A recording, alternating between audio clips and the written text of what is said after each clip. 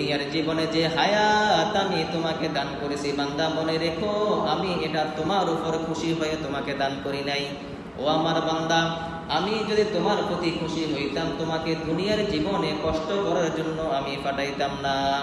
ও আমার বান্দা, তুমি মনে রেখো, যদি আমি দুনিয়ার জীবনকে যদি আমি দাম দিতাম, দুনিয়ার জীবনকে যদি মূল্যবান করতাম, তাইলে আমার বন্ধু মুহাম্মদকে আমি দীর্ঘদিন সারা জীবন না শুধু কিয়ামত পর্যন্ত আমার বন্ধু মুহাম্মদকে আমি হায়াত দিয়ে দিতাম।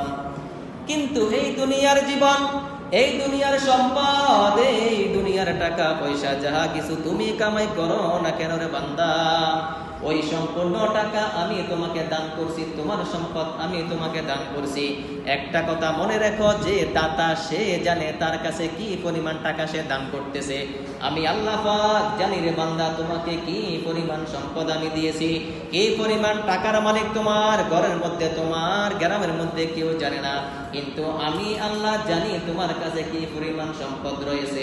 ও আমার বান্দা, যদি এই পরিমাণ সম্পদ থেকে তুমি হিসাব করে করে যাকাত আদায় করতে পারো, আর বান্দা যদি তুমি এই সম্পদ থেকে যদি আমার রাস্তায় সদকা করতে পারো, দান করতে পারো, আমি আল্লাহ সাক্ষী দিলাম তোমার সমস্ত মাল জিম্মাদারি আমি আল্লাহ নিয়ে নিলাম। রব্বি আল্লাহ লা ইলাহা গায়রুহু ওয়া নাবিহি মুহাম্মদ মুস্তাফাহু দীনিয়াল ইসলাম দীনু মাওকাহু আরজু গুফরানা আফওয়ান ইনদাহু। আমার আল্লাহ বলে, রে বান্দা, তোমাকে আমি রিজিক দান করছি, তুমি রিজিক গুলা খাইতেছো, কিন্তু মনে রেখো ওই রিজিক থেকে যদি কিছু পরিমাণ অনাহার ব্যক্তিকে খাওয়াইতে পারো, আমি তোমার রিজিকের এক বিন্দু হিসাব তোমার থেকে আমি আল্লাহ নিব না। সুবহানাল্লাহ। এই জন্য আমার আল্লাহ পাক বাবারে, আপনি যা কিছু করেন, চাই সেটা নেক হোক, চাই সেটা বদ হোক, সবকিছু আমার আল্লাহ পাক দেখেন এবং আমার আল্লাহ পাক সংরক্ষণ করেন।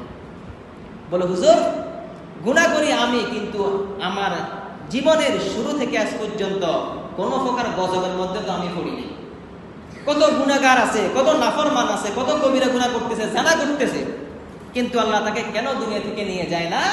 একমাত্র আমার হাবিব, আমার বন্ধুর মৃত্যু সন্নিকটে আমার বন্ধুর সাথে আমি ওয়াদাবদ্ধ হয়েছি, ও আমার বন্ধু, আপনার উম্মত যদি লাগাতার গুনাহ করে, আমি একসাথে গজব দিয়ে তাদেরকে ধ্বংস করব না। কার সাথে ওয়াদা দিয়েছেন? রাসূলের সাথে ওয়াদা দিয়েছেন। না হলে পূর্বেকার নবীদের ইতিহাস আপনি পড়েন, যখন তারা গুনাহ করত, জানা করত, জানা করে রাত্রে যখন ঘুমাইতো, সকালে যখন ঘুম থেকে উঠতো, তার কপালের মধ্যে লেখা উঠতো জানি সে জানা করত।